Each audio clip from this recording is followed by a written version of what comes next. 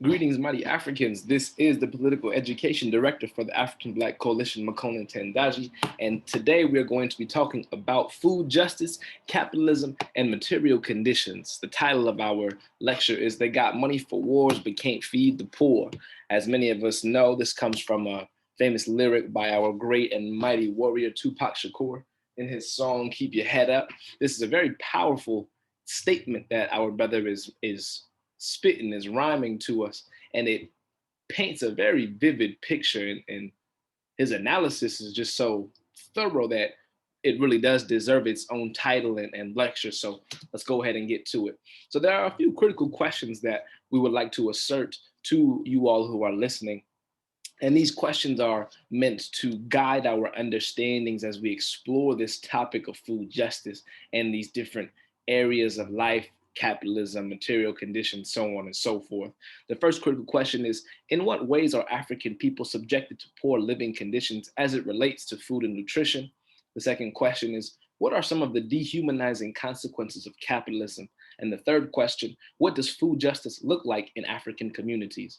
Our goal for this lecture is to, again, explore and deepen our understandings of this topic by asking these questions and utilizing these questions as a guide for us.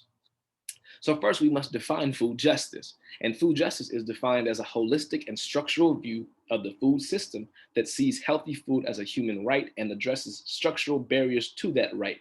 A related concept is that of food sovereignty, defined as people's right to healthy and culturally appropriate food produced through ecologically sound and sustainable methods, and their right to define their own food and agriculture systems.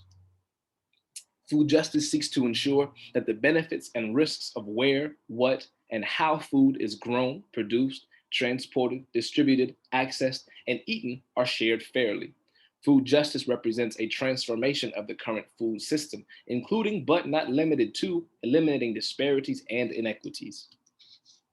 A food justice lens examines questions of access to healthy, nutritious, culturally appropriate food, as well as ownership and control of land, credit, knowledge, technology, and other resources, the constituent labor of food production, what kind of food traditions are valued, how colonialism has affected the food system's development, and more. So these three pieces right here encapsulate the concept of food justice. You can see the holistic and structural view of the food system, uh, food as a human right, food justice ensuring the transformation, I should say, representing a transformation of the current food system. And then this last part is critical, how colonialism has affected the food system's development and more.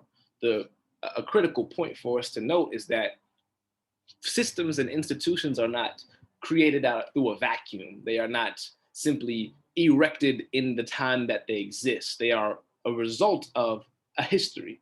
And this history, as it relates to food justice, is um, deeply embedded in a history of colonialism, of the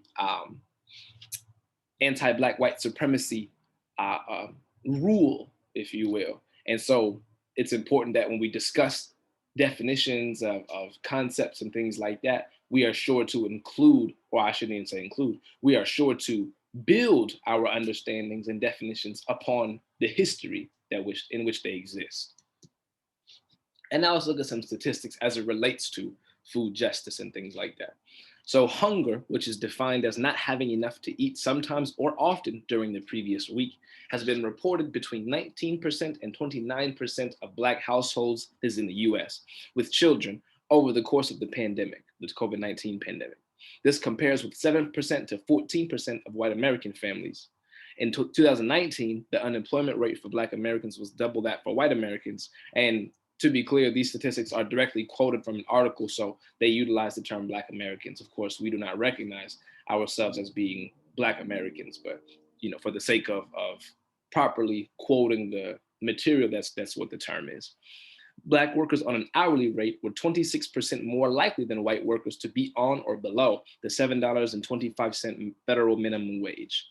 Consumer food prices increased significantly last year, while some of the world's biggest food companies saw profits rise. So look at the contrast between the statistical picture on hunger as it pertains to households with children reporting going hungry over any amount of given time.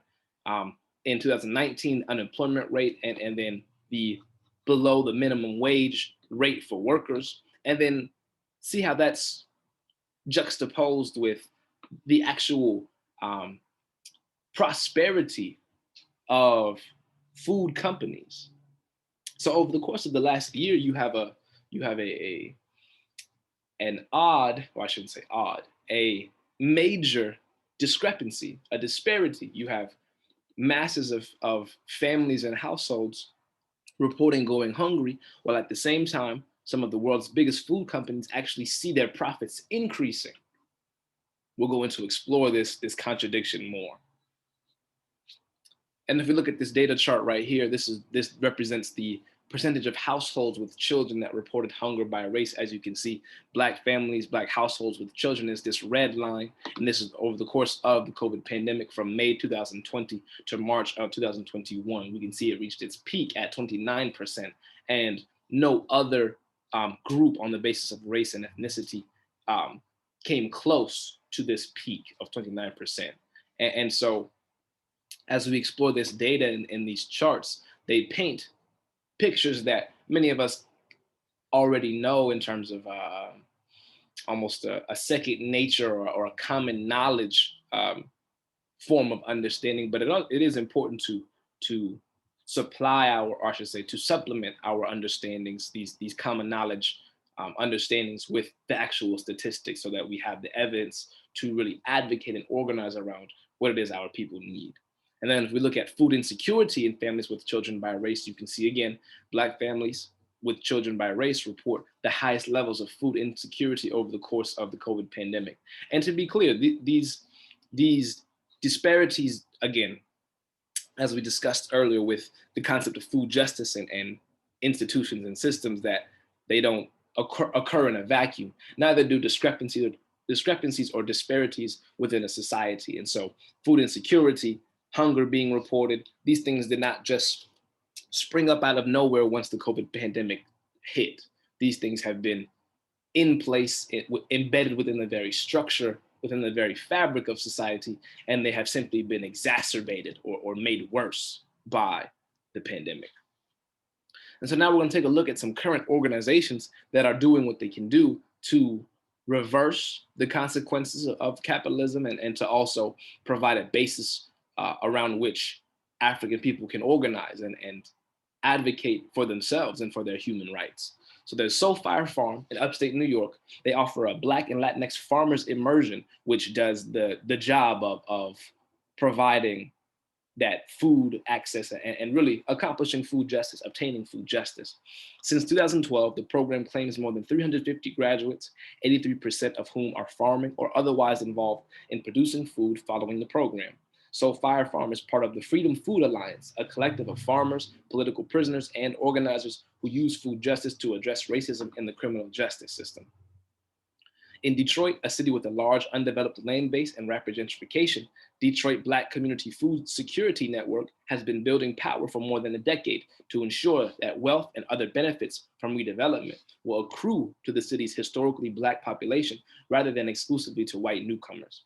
Black Urban Growers was founded in 2010 to build community support for Black farmers in both urban and rural areas, and the National Black Food and Justice Alliance cultivates Black leadership and organizes for food and land sovereignty. In the South, the Federation of Southern Cooperatives has been supporting farmer cooperatives for 50 years, while the Southeastern African American Farmers Organic Network helps Black farmers vastly underrepresented in organic farming navigate the certification process and provide small loans and other assistance. And to be clear, these organizations are current and they can be easily supported supported by a Google search. You can easily look up Soul Fire Farm and figure out ways to support, ways to advocate, ways to join and contribute. In Detroit, the same thing. In the South, the same thing. And so these are the references that we have utilized in this lecture. And please believe that over the course of the rest of this month, we will be providing more information, more facts, more history about food justice, material conditions, and capitalism. And drum roll, please. Our next event is going to be a powerful one. It is going to be an Instagram live conversation. We tapping in with our good brother and dear comrade, brother Kanai Webb from Peace of Mind Compton, an organization right here in Southern California, in Compton, California, that does a bi-weekly food drive where they partner with local farmers and distributors of food, and they package essentially they are grocery bags and care packages for families, and they can pull up to the Peace of Mind Compton Center, and then the groceries are delivered right there to their cars. And so we're going to be talking with our good brother and comrade this Friday, June 18th at noon. And so follow us on our Instagram at African Black Coalition, because that is a conversation you do not want to miss. And so, with that being said, my name is Makonnen Tandaji, the Political Education Director for the African Black Coalition. As always, if you ever have any thoughts, questions, you ever want to share information or learn how to gain information, you can always send an email to the Political Education Wing, politicaleducation@ablackcoalition.org. Peace, blessings, and power.